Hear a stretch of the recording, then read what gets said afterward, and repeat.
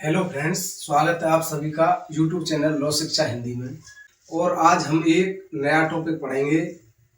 क्या समस्याओं का सामना पुलिस को करना पड़ता है।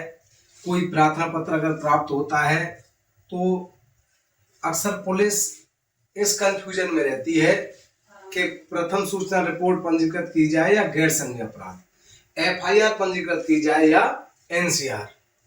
अब ये बात हम कहाँ पे देखेंगे कि इसमें एफआईआर पंजीकृत होनी है या एनसीआर पंजीकृत होनी है। तो मैंने एक तुलनात्मक अध्ययन बनाया था बीएनएसएस वर्सेस सीआरपीसी। उसमें भी मैंने ये बात बताई थी। अभी हम जानेंगे बीएनएसएस की अनुसूची प्रथम, जिसमें अपराधों का वर्गीकरण है। तो हमारे कई क्वेश्चन होते हैं, एफआईआर पंजीकृत करें या एनसीआर पंजीकृत करें, या अपराध संज्ञेय है या असंज्ञेय है।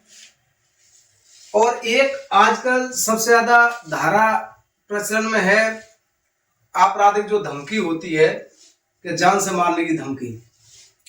तो या तो आईपीसी के अंतर्गत तो पहले 506 थी, लेकिन अब कितनी हो गई, बीएनएस के अंतर्गत हो गई 351। बीएनएसएस की अनुसूची प्रथम के भाग 1 में बीएनएस भारतीय न्याय संहिता के अपराधों का वर्गीकरण है कि अपराध संज्ञेय है या असंज्ञेय है, जमानतीय है या अजमानतीय है। अब बीएनएसएस में अनुसूची के अंतर्गत पुलिसकर्मी या अधिकारी ये देखता है उसमें कि धारा 351 संज्ञेय है या असंज्ञेय है, तो उसमें लिखा हुआ है कि असंज्ञेय है। अब एक प्रावधान और किया गया, जब बीएनएसएस लागू हुई तो एक प्रावधान किया गया कि जो सीआरपीसी में राज्य संशोधन थे वो यथावत बीएनएसएस के अंतर्गत भी लागू होंगे।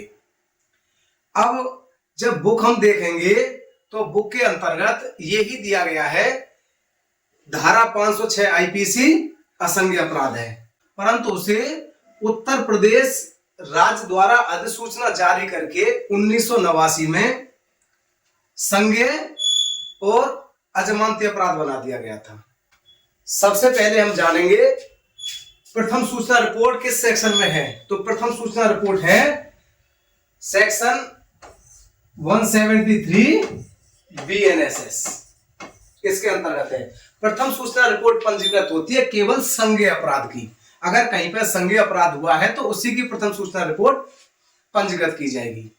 इसके अलावा अब आगे एनसीआर। एनसीआर कौन से सेक्शन में है, 174 बीएनएसएस।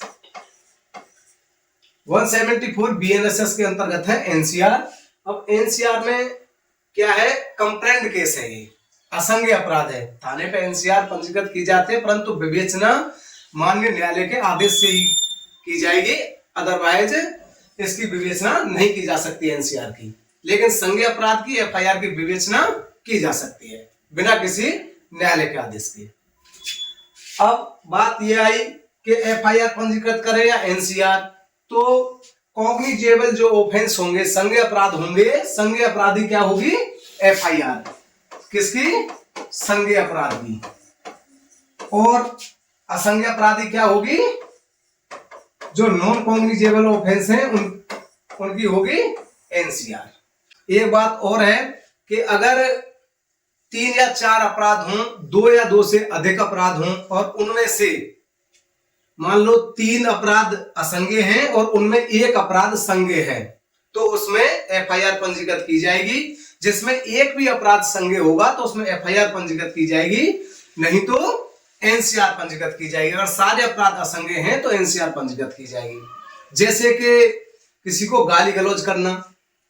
अब बीएनएस की धारा 352 के अंतर्गत है, आईपीसी में 504 थी, तो वो क्या है, असंज्ञेय अपराध है, तो उसमें एनसीआर पंजीकृत होगी। 2 या 2 से अधिक अपराध हैं और उनमें एक भी अपराध अगर संज्ञेय है तो एफआईआर पंजीकृत की जाएगी। ये प्रावधान किसके अंतर्गत है, ये प्रावधान है 174 बीएनएसएस, इसके अंतर्गत ये प्रावधान है। अब कंफ्यूजन ये आता है, जब एक्ट के अंतर्गत धारा 351 बीएनएस को क्या बनाया गया है, असंज्ञेय बनाया गया है, तो एफआईआर पंजीकृत क्यों होती है। आज मुझसे एक साथी ने ये क्वेश्चन पूछा था कि उसमें जब बुक में लिखा हुआ है और प्रावधान ये है कि वो असंज्ञेय अपराध है, तो उसमें एफआईआर पंजीकृत क्यों होती है। तो अभी हम इसको भी जानेंगे। ये अधिसूचना द्वारा किया गया था, तो मैंने अधिसूचना को भी लिखा है, आप चाहे तो इसका स्क्रीनशॉट ले सकते हैं और फिर उसके बाद में मैं उसको बताता हूं।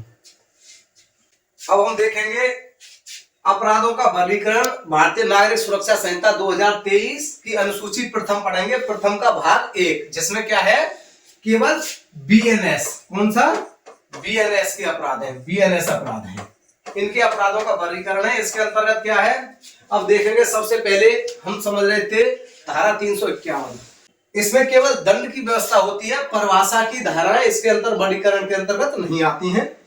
तो धारा 351(2), इसमें क्या है, आपराधिक अभिप्रास, कोई धमकी दी गई है तो 2 वर्ष कारावास या जुर्माना या दोनों, और अपराध कैसा होगा, असंज्ञेय, और जमानती होगा कि कोई मजिस्ट्रेट विचारण होगा। 351(3), इसमें क्या है, यदि धमकी मृत्यु या घोरोपति या जान से मारने से संबंधित हो, इस तरह की हो, तो उसमें क्या है, 7 वर्ष कारावास है या जुर्माना या दोनों, और अपराध कैसा है, असंज्ञेय है, जमानती है, प्रथम वर्ग मजिस्ट्रेट द्वारा विचारणीय है। अब आ गया 351(4), ये धारा कौन सी थी पहले, ये धारा थी 506 आईपीसी, ये भी 506 आईपीसी के अंतर्गत थी, लेकिन इसमें 2 पैरा थे, पहले पैरा के अंतर्गत इतना सजा थी और सेकंड पैरा के अंतर्गत इतनी सजा थी। अब 351(4) में क्या है, 351(4) में अनाम सूचना द्वारा या धमकी कहां से आती है उसके छिपाने के, कोई भी धमकी को छिपाने के, छिपाए पहले के पता न चले, इस तरह का पूर्वावधानी, मतलब पूर्व सावधानी बरते, तो ऐसे करके कोई आपराधिक अभिप्रास करता है, जैसे मोबाइल वगैरह से कोई भी धमकी दे देते हैं। तो इसमें ये कौन सी धारा थी पहले आईपीसी के अंतर्गत, 507 आईपीसी। इसमें क्या है, सजा का प्रावधान है 351 के अधीन दंडनीय के अतिरिक्त 2 वर्ष, मतलब 351 क्या है, 351 के अंतर्गत है परिभाषा, 351(1) के अंतर्गत परिभाषा है, उस परिभाषा के अंतर्गत आती है ये दोनों धाराएं, ये दोनों धाराएं। तो इनमें जो प्रावधान है दंड का, इनके अतिरिक्त 2 वर्ष का प्रावधान है, और अपराध कैसा है, असंज्ञेय है, जमानती है, प्रथम वर्ग मजिस्ट्रेट द्वारा विचारणीय है। अब जब इसमें ये दे रखा है कि असंज्ञेय अपराध है, तो फिर भी इसके साथ में एफआईआर पंजीकृत क्यों होती है, अब ये जानेंगे। तो ये कहां है, उत्तर प्रदेश में, उत्तर प्रदेश राज्य में अधिसूचना द्वारा प्रावधान किया गया है, इसको क्या बनाया गया है, संज्ञेय, संज्ञेय अपराध बनाया गया है, और क्या बनाया गया है, अजमानती है। इसी प्रकार से इसको बनाया गया है और इसी प्रकार से इनको। तो क्या हो गया, मतलब अपराध कैसे होंगे, संज्ञेय होंगे, अजमानती होंगे, तो इसमें क्या है, एफआईआर पंजीकृत होगी। अब ये कहां पे लिखा हुआ है, तो वो अधिसूचना भी मैं आपको बताता हूं। अभी आप अधिसूचना का स्क्रीनशॉट ले सकते हैं, ये स्क्रीनशॉट, ये अधिसूचना है, ये हमारी क्या है, अधिसूचना, इतनी उत्तर प्रदेश अधिसूचना संख्या इतना है, ये प्रकाशित हुई थी 2 अगस्त 1989 को। अब इसमें 2 केस लॉ भी आए थे, केस लॉ अन्य भी हैं इससे संबंधित। सबसे पहला 1995 में था एक केस लॉ, ये मेटा सेवक उपाध्याय बनाम उत्तर प्रदेश राज्य, ये था 1995 का। इसमें भी ये प्रावधान थे कि मुकदमा पंजीकृत हुआ था धारा 307 के साथ में धारा 504। अब इन्होंने क्या किया कि इन्होंने कोर्ट में जाकर के बताया कि धारा 307 हट गई थी विवेचना के दौरान, तो उन्होंने कहा कि 504 क्या है, 504 एक असंज्ञेय अपराध है, 504 असंज्ञेय अपराध है। 504 क्या, ये आईपीसी में पंजीकृत हुआ था, तब आईपीसी थी 1995 में, तो ये 504 के अंतर्गत असंज्ञेय अपराध है, ये मामला था। अब इसी का बेस बनाते हुए राकेश कुमार शुक्ला बनाम उत्तर प्रदेश राज्य, ये 2007 का मामला है। 2007 में पुलिस द्वारा चार्जशीट फाइल की गई थी। तो ये मुकदमा कौन सा पंजीकृत हुआ था, ये बांदा जिले का है। कौन सा, बांदा कोतवाली का मामला है, बांदा कोतवाली का मामला। ये बांदा कोतवाली में मुकदमा किसने पंजीकृत हुआ था, 156(3) के आदेश से पंजीकृत था। धारा 307 504 और 506 इसमें मुकदमा पंजीकृत हुआ था। विवेचना के दौरान विवेचना जब हो गई कंप्लीट तो विवेचना में विवेचक द्वारा धारा 307 हटा दी गई थी, तो संज्ञान लिया गया था कितने 504 506 के अंतर्गत। अब अभियुक्त द्वारा कहा गया कि 504 506 में हमारे ऊपर संज्ञान लिया गया है, जबकि ये तो कंप्लेंट की धारा है, क्योंकि अभी हमने पढ़ा था 506 असंज्ञेय कंप्लेंट की धारा ये बात कही गई। लेकिन एट लास्ट न्यायालय ने यह पाया कि नहीं, 506 अधिसूचना द्वारा, राज्य अधिसूचना द्वारा संज्ञेय और अजमानतीय बनाया गया है, इसीलिए इसमें संज्ञान लिया गया है, ना कि ये कंप्लेंट केस है। क्योंकि अगर 504 506 अन्य राज्य उत्तर प्रदेश के अलावा अन्य राज्य में जाते हैं तो ये कंप्लेंट केस हो जाता है, असंज्ञेय अपराध में एनसीआर पंजीकृत होती है।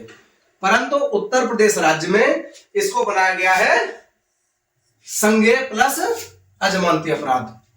अजमानती से मतलब नहीं है, संज्ञेय अपराध में ही एफआईआर पंजीकृत होती है। और इसका संज्ञेय और अजमानती का क्या बेनिफिट होता है? संज्ञेय अजमानती का ये होता है, संज्ञेय और असंज्ञेय से देखना होता है एफआईआर पंजीकृत होगी या एनसीआर पंजीकृत होगी। और जमानती और अजमानती से मतलब ये होता है किसी मुकदमे में जमानत दी जा सकती है या नहीं। ये हो गया। एक हमने धारा पढ़ी थी, धारा 35 BNSS, पुलिस द्वारा बिना वारंट गिरफ्तारी। उसमें एक नोटिस देते हैं जो पहले 41(1) CRPC का नोटिस था, 35(3) का नोटिस हो गया है। उसमें कई बार ये कंफ्यूजन रहता है कि 7 वर्ष तक का जब अपराध है उसमें क्या है, 7 वर्ष क्राइटेरिया है, ना कि जमानती अजमानती है। अगर चाहे मुकदमा कोई भी जमानती हो या अजमानती हो, सजा का प्रावधान अगर 7 वर्ष तक है, 7 वर्ष तक है, 7 वर्ष से नीचे है, तो उसमें नोटिस दिया जा सकता है, नोटिस सर्व कर देंगे। उससे जमानती अजमानती होने का कोई मतलब नहीं है। जमानती अजमानती का केवल इतना मतलब है कि उसको जमानत दी जा सकती है या नहीं। और 7 वर्ष तक का प्रावधान है किसके अंतर्गत? धारा 35 BNSS के अंतर्गत। तो उसमें नोटिस सर्व कर देंगे, जो चाहे अपराध अजमानती क्यों ना हो, केवल उसमें यह देखना है कि अपराध 7 वर्ष तक है और 7 वर्ष से नीचे है, 7 वर्ष से ऊपर अपराध तो नहीं है। क्योंकि जब विवेचक विवेचना करता है तो 7 वर्ष के ऊपर के अपराध में 35(1) के कौन से गा क्लॉज के अंतर्गत 35(1) का गा क्लॉज है, इसमें 7 वर्ष से ऊपर के अपराध हैं। 7 वर्ष से ऊपर, 7 वर्ष से ऊपर के अपराध है, इनमें विवेचक अरेस्ट कर सकता है उसको, जो 7 वर्ष से ऊपर का अपराध है। लेकिन इसी का खा क्लॉज है, कौन सा? खा क्लॉज। खा क्लॉज के अंतर्गत है 7 वर्ष तक या 7 वर्ष से नीचे के अपराध। इसके लिए मैंने एक अलग से वीडियो बनाया धारा 35 पे, तो वो चैनल पे अपलोड है, तो आप चाहे तो देख सकते हैं। अगर आपकी कोई क्वेरी है तो कमेंट करके मुझसे पूछ सकते हैं। और वीडियो आपको पसंद आया हो तो चैनल